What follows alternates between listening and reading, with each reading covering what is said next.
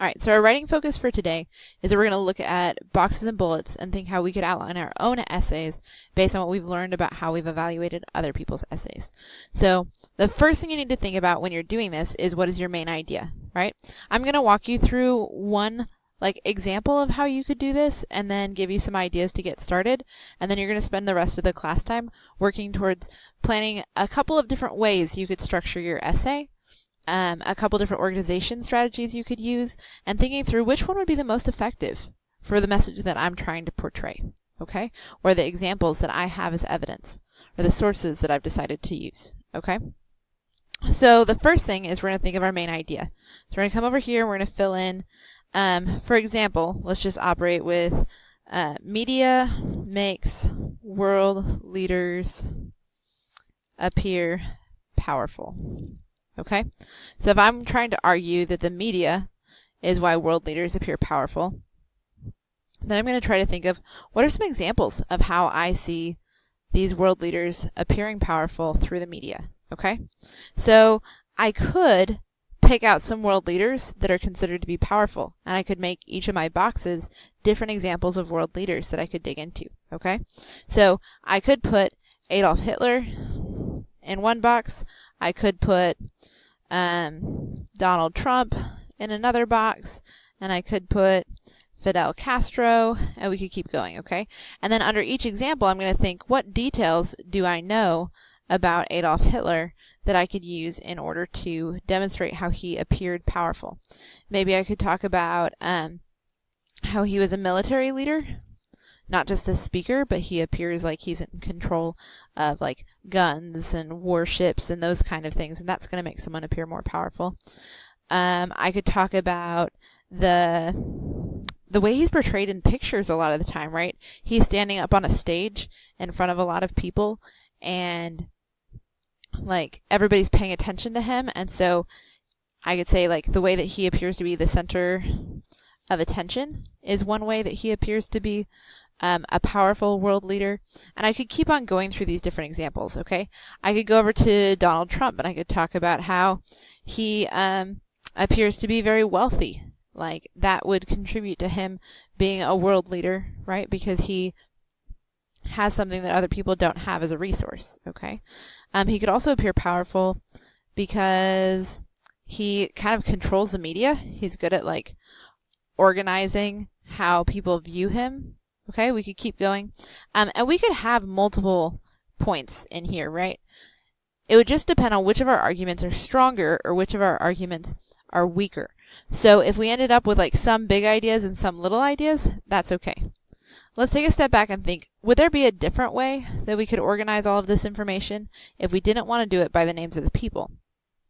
We could instead think of what are some characteristics of world leaders that are powerful.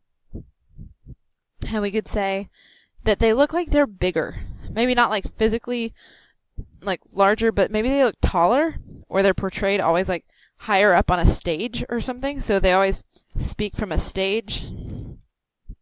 They're always, a lot of the time they're in the forefront of photos, right? We could talk about, there are actually some examples. I'd need to do a little bit more research on this, but there are some examples about, historically, they look taller because of their shoes, and maybe the different shoes that they wore would help them to appear taller, okay?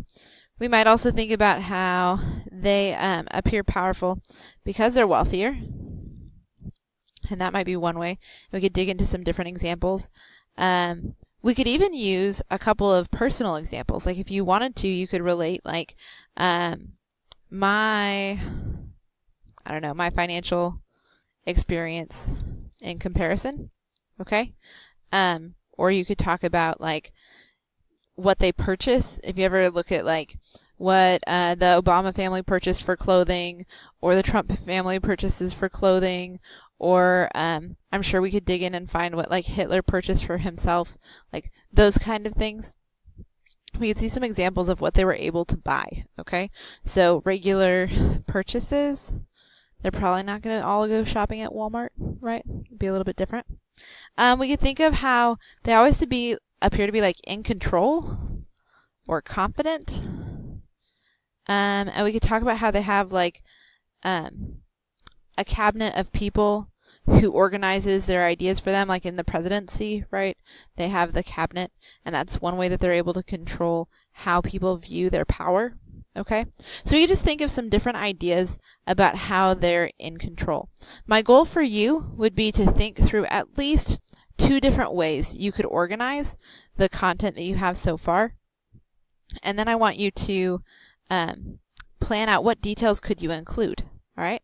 One thing you might use as a way to help yourself with this is if you look over on the wall where we have the "I like when the author blah blah blah" in nonfiction poster, consider some places where you could add some of these interesting things, like comparing someone to Hitler or Stalin, using sarcasm, sharing your own opinion, and include where would you put those things. So would I want to like share my own opinion over here?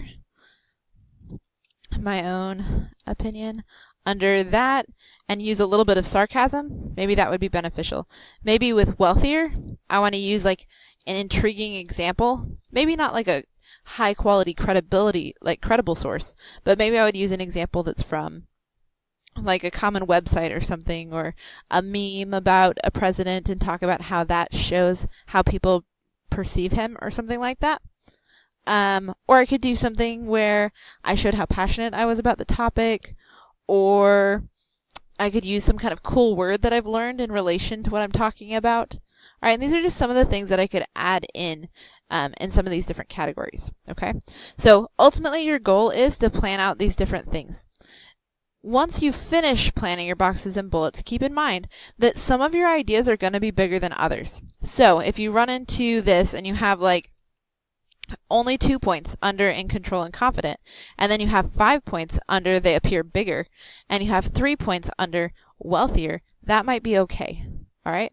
The reason that would be okay is maybe you're going to turn bigger into more than one paragraph of your essay, whereas maybe in control and confident, that argument really only needs 1 paragraph. Does that make sense? So, I'm going to go ahead and let you guys have some time to work. Your goal is to continue to work on this until the end of the class period, and then you're supposed to bring in your boxes and bullets that are complete by the time you get here next time. Okay? So, boxes and bullets. You're going to think about your arguments. You're going to organize your arguments and details using boxes and bullets. Be really specific. I strongly recommend when you're organizing your arguments and details, I would probably even put in like what source I'm using. So if I'm like, oh, they speak from a stage and I got this from so-and-so on page 13, I'm going to include that so that later when I'm writing my paper, I can go back and find that detail really easily. So you're going to organize your arguments and details using boxes and bullets, and then this assignment will be due at the beginning of our next class. For you guys, that's going to be November 2nd. So let's make sure that we are here and ready to go November 2nd with your boxes and bullets created. All right. The rest of this time is for you to work.